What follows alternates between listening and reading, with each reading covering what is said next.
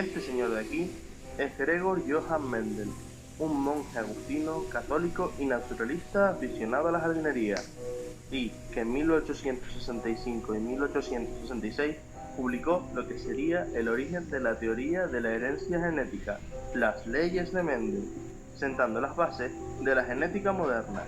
Es por esto que actualmente se le considera como el padre de la genética. Antes de entrar en materia, repasemos un par de conceptos.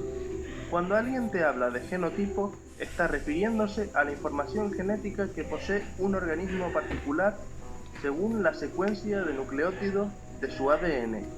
Esto es característico de cada uno de nosotros. Sin embargo, si nos están hablando del fenotipo, están refiriéndose a la expresión del genotipo en función de un determinado ambiente. Es decir, es la representación física del genotipo. Por lo tanto, el genotipo codifica al fenotipo, pero este a su vez puede expresarse de una u otra forma dependiendo de las condiciones del medio.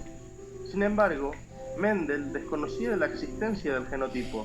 En aquella época aún no se sabía nada sobre el ADN o los procesos de herencia genética, por lo que todos sus estudios se basaron en los fenotipos, en su caso en los que se expresaban en la planta de guisante.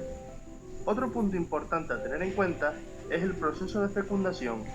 Todos sabemos que para que tenga lugar necesitamos del género femenino y del masculino, y que además exista cierto feeling entre ellos.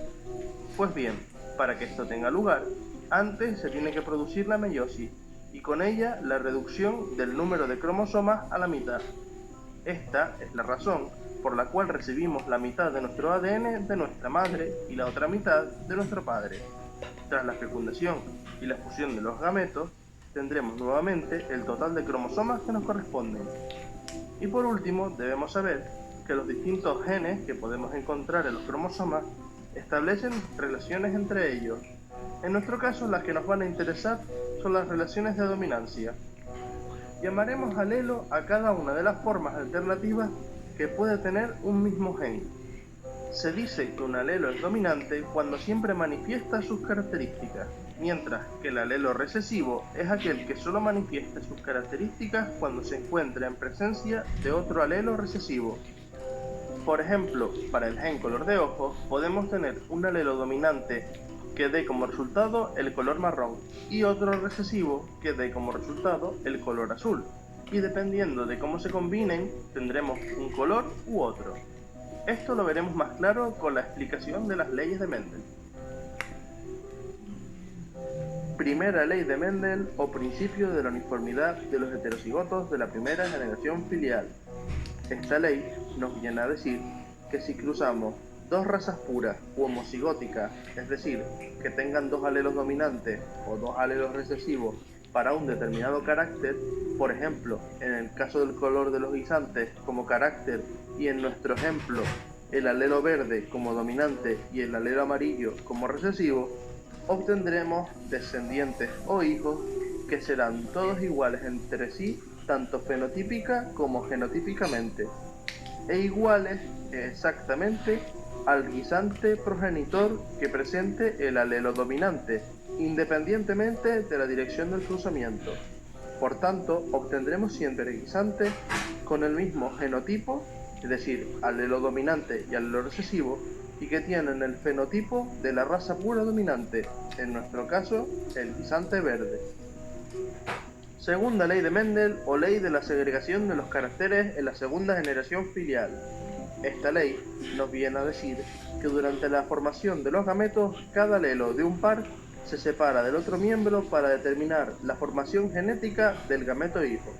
Es decir, que al cruzar dos guisantes verdes heterocigóticos, recordemos que estos son aquellos que presentan un alelo dominante y otro recesivo, los alelos se combinarán aleatoriamente para formar guisantes verdes o amarillos, en una proporción de 3/4 de color verde y 1/4 de color amarillo. Pero además obtendremos dos guisantes heterocigóticos y dos homocigóticos.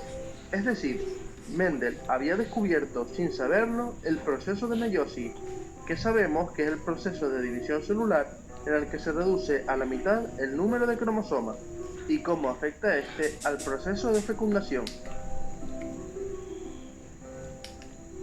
Tercera ley de Mendel o ley de la independencia de los caracteres hereditarios. En el caso de usar dos caracteres, color de guisante, recordemos, verde domina sobre amarillo, y rugosidad, donde liso domina sobre rugoso, por ejemplo, Mendel observó que se producía una combinación en ambos rasgos al cruzar dos heterocigóticos de estos caracteres, por ejemplo, guisantes verdes y lisos, cumpliendo con el patrón de la segunda ley, tal y como aparece en la imagen. Veámoslo más claro en la tabla.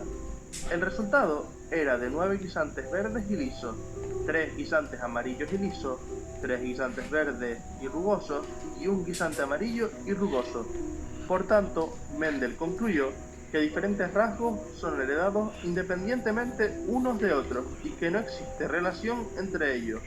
Por lo tanto, el patrón de herencia de un rasgo no afectará al patrón de herencia de otro. Tanto fue así que de hecho basó sus experimentos en 7 rasgos diferentes de la planta del guisante para asegurarse de que esto se cumplía siempre. No obstante, a pesar de lo guays que son estas leyes, no son del todo perfectas. Cuando Mendel intentó repetir los experimentos que había hecho con guisante, pero esta vez con abejas, las cuentas no le cuadraban y fue algo a lo que nunca pudo darle explicación. Años más tarde, se supo que las leyes mendelianas no explican todos los procesos de herencia. De hecho, para que se cumpla la tercera ley, los caracteres deben encontrarse en cromosomas separados o a una distancia muy grande entre gen y gen. Si no es así, esta ley no sirve. Además, las leyes tampoco son aplicables en el caso de la herencia ligada al sexo, y por supuesto no tienen en cuenta los fenómenos de mutación que se producen diariamente en nuestro ADN. Sin embargo, salvando estas excepciones y teniendo en cuenta que Mendel desconocía completamente lo que era el ADN y los procesos que lleva aparejados, no podemos negar que sus investigaciones supusieron un antes y un después en la ciencia.